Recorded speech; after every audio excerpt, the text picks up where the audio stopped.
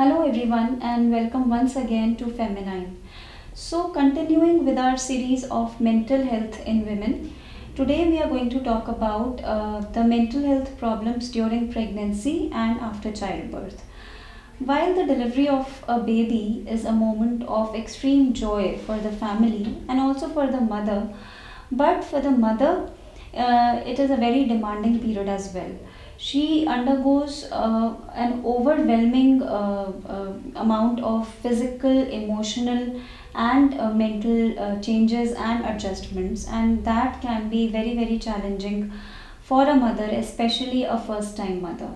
So, to talk about this in further details, I have with me yet again Dr. Apala, who is a very dear friend and an excellent psychiatrist.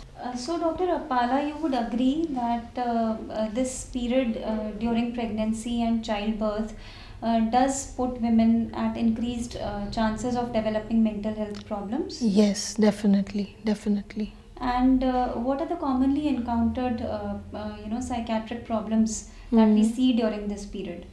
Okay, so immediately after childbirth, there are three predominant disorders. One is postpartum blues, Yes. then there's postpartum depression, and then postpartum psychosis. And they're pretty common, quite common actually. Okay. Postpartum blues would be like 50 to 70% women would be actually facing it.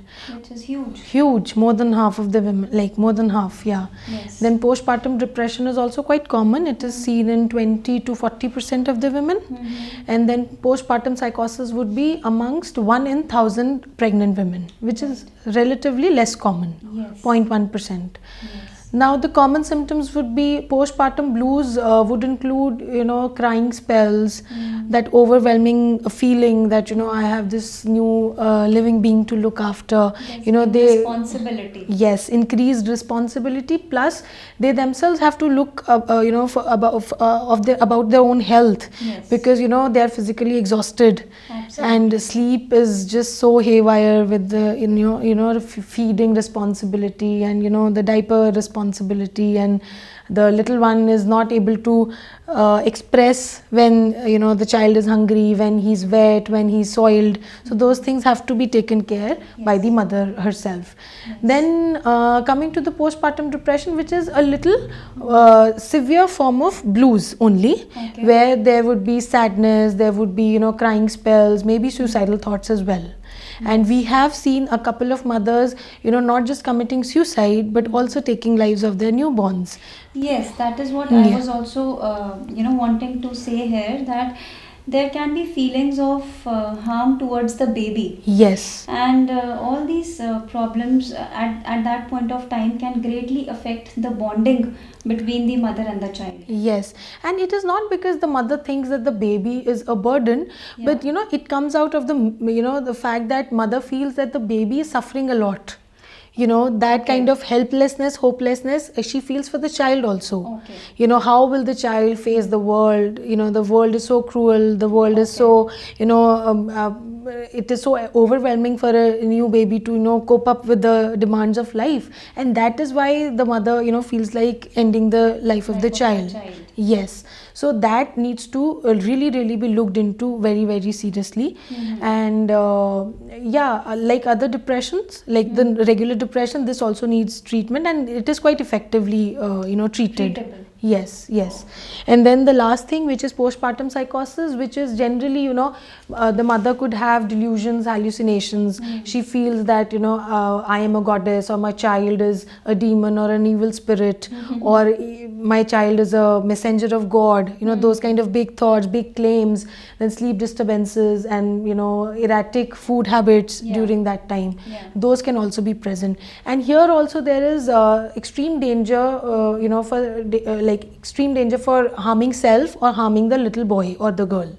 Okay. So that also needs to be supervised quite seriously. Yes. Yes. So, Dr. Apala, is there a time frame, as in, how many days after the delivery these symptoms usually start coming up? And Yes. So generally what happens is we consider the postpartum period anywhere from delivery to first 6 months, like the end of the 6 months. Okay. So first 6 months, the woman is definitely more vulnerable to develop any of these three conditions. Right, right. And it is more commonly seen in people who have already family history of illness, mental health disorders in either their family members or women having depression in earlier periods also, Yes. even before the child was born. So if some lady who is already having a problem of depression or any other mental health illness, when that lady gives birth to the child, then she's all the more likely to develop mental health illnesses following childbirth. Yes. So many a times we see that women, while they are planning a pregnancy or during their pregnancy, they are on certain psychiatric medications. I would just like Dr. Appala to expand upon this a little bit. There is a fear in the mind of the couple or the mother, the expecting mother, that the medicine could be harmful to the child, and without consulting the psychiatrist, she may stop the medicines on her own, which could actually be more detrimental than having continued the medicines. So, what is your take on that, Dr. Appala? So generally what happens is people who have a planned pregnancy, they can always meet preconceptionally, they can meet a psychiatrist, and they can get a overview of how to plan the pregnancy, when are the times when she will be more comfortable to conceive without getting depression, anxiety or other mental disorders. So the basic plan is that we don't recommend medications in the first trimester unless and until there is a dire need, or the lady is it is unplanned, and the lady is extremely symptomatic when it is coming to depression or anxiety. The general recommendation is, once a couple is planning to conceive, they must meet their psychiatrist and get their medications evaluated. In a phase-wise manner, it is tapered down slowly so that there is no rebound depression or rebound anxiety or any other mental health problems. And then, it is generally recommended to stop the medications in the first trimester only. In the second trimester onwards, you can actually be on medications, and in fact, it is recommended to be on medications. And immediately after childbirth, it can be just back to the usual doses also. Alright, so getting in touch with the psychiatrist and following up regularly during the 9 months and then for the 6 months post delivery is very, very crucial to get in a good state of mental health. Right. So next, what I would want to know, Dr. Appala, is that how important is the role of the family members or the caregivers around the new mother? Yes. So that this problem can be handled.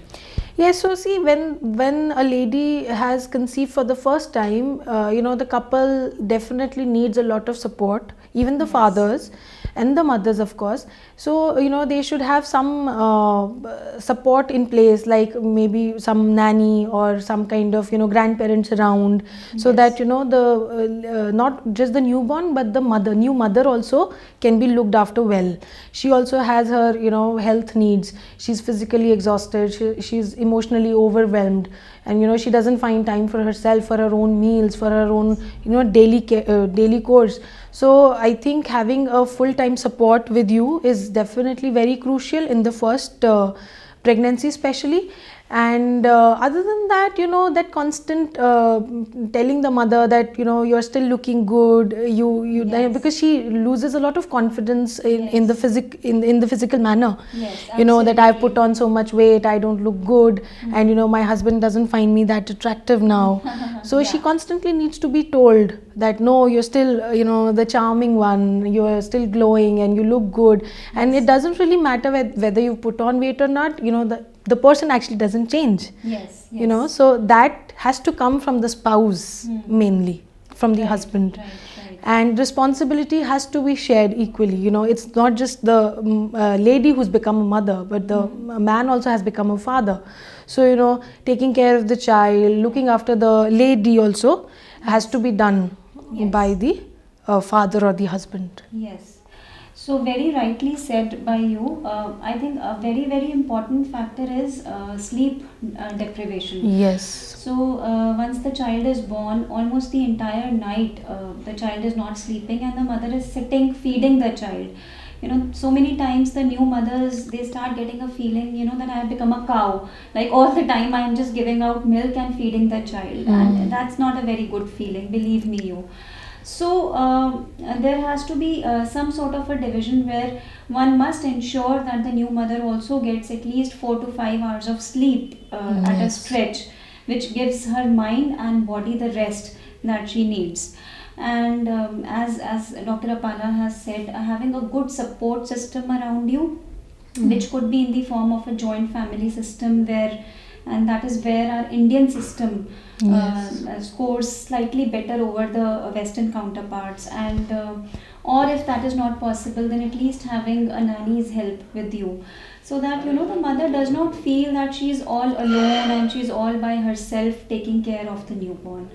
So that is very important. And I think it's also very important that whosoever is taking care of this mother and the child, they are sensitive to the way the mother behaves. Yes. So picking up early if any signs of depression are setting in, like if she is having unusual crying spells, or if she is very very tearful, or if the mother is feeling unduly low in her mood, then I think it should be brought to the notice of a mental health specialist. Yes, and some amount of fatigue and some kind of emotional draining is expected also. Absolutely. Imagine the period of long labor, and then that responsibility of feeding. Yes. The newborn is not latching, the newborn is not sucking. Absolutely. That is a great emotional sort of a trigger for the mother to feel fatigued and drained out all the time. Yes. And like you said, the endless nights of feeding the child, changing the diapers, and looking after. Sometimes I've seen mothers are so anxious that they keep constantly watch their newborn sleeping. Yeah. So that also is there. So the husbands and the in-laws or the mothers or whatever, with the support they have, they can really take care of all these aspects actually. So to sum up this session, it is important to know that as soon as a lady delivers a baby, she goes through a range of physical and mental and emotional changes, which can be very very overwhelming. All this puts the lady at an increased risk of developing mental health problems in the form of postpartum blues or depression, which we encounter fairly commonly. Yeah. It is very important to have a good support system in place, and it is equally important for these caregivers who are taking care of the lady and the baby to be sensitive to the needs of the new mom.